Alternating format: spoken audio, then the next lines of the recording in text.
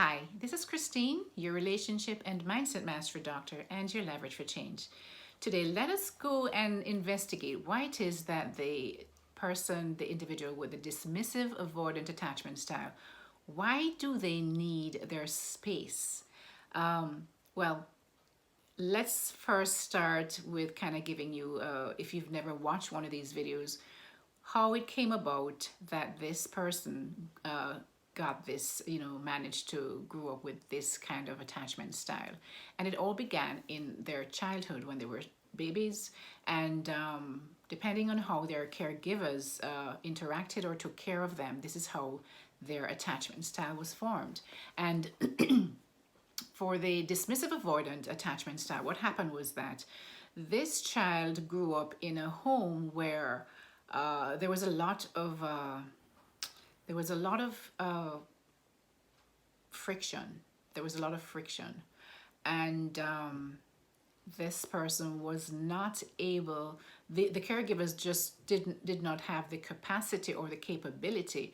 Maybe they were on drugs. Maybe they had a mental illness. Maybe they had a lot of children. Maybe they had a lot of responsibilities, and there was always quarreling, angry stuff going on there, and just not any kind of, just not an atmosphere where a child should actually have been brought in the first place, but not where a child could thrive in.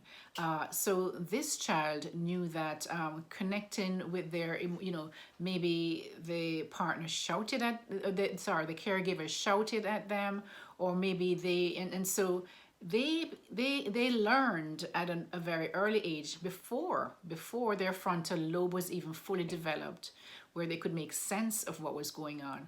They learned that relationships and emotional connection was unsafe.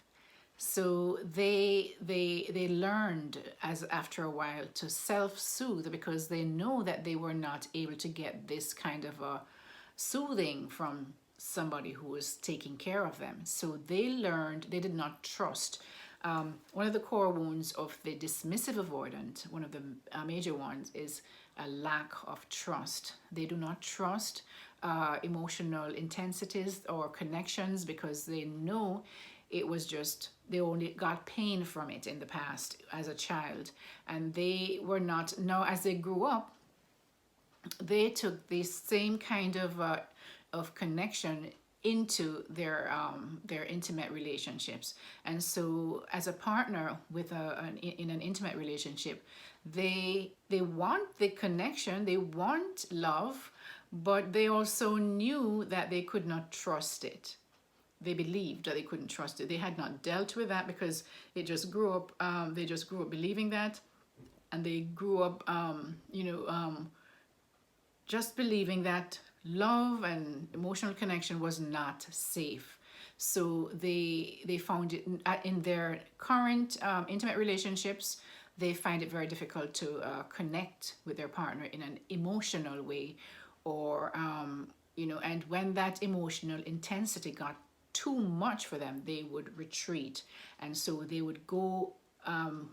That's when they want to be alone, guys. They want to go off by themselves. That's when they leave, and that's when they shut you out, stonewall you, and just kind of, even if they cannot physically leave, they might be in the house, but they are just not connected to you at all. And sometimes they will physically leave. And when they physically leave, what they're doing is they have to self-soothe. They learned to self-soothe by probably tuning out and just watching TV all day. And just totally ignoring you. They may, some will go to different, more dangerous kind of activities like porn or drugs to self-soothe. And this is a way that they learned to self-soothe. Some do gaming, and they'll spend the whole day playing games.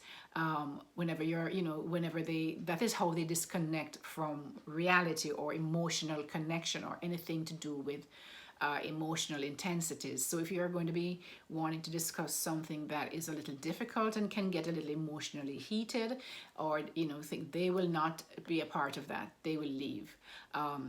or they'll get very angry and walk out, or they'll just turn on the TV or turn it up loud so they can't hear you. That is how they self-soothe, and that is a reason why they need their space, because it's their way of self-soothing. That is how they self-soothe. Now, for someone who has that attachment style, guys, and if you want to learn to, to really just change that attachment style, because you realize it's wreaking havoc in your relationships, what you need to do is you have to get to a place where you actually come face to face with that emotional intensity, and realize that it's not something, it's not with everyone that that is going to, that you cannot trust, because you brought that same lack of trust belief system from you were a child, because you couldn't trust love or emotional connection, and now you're putting it onto the partner in your intimate relationships. And so for you to be able to change that style, you have to first become aware of it. That's the first thing. Awareness is the first thing. And the second thing is to now be able to face those emotional intensities by doing it little tiny pieces at a time. So if you and your partner are going to try and work it out, then that both of you are on the same page, and you speak about it and say, okay, well, let me try and do this little piece. And your partner, both of you working together, you can now try to bit by bit and step by step get you used to being in an emotional interaction without fleeing the scene, basically. All right, so that's the first thing that you need to do. And of course, if you need to work with someone, I can help you to work through that. I can help you to support you through the process of going through that healing of from a dismissive, avoidant attachment style. So this is Christine, your relationship and mindset mastery doctor, and your leverage for change. Have a great day, guys. Take care. Bye.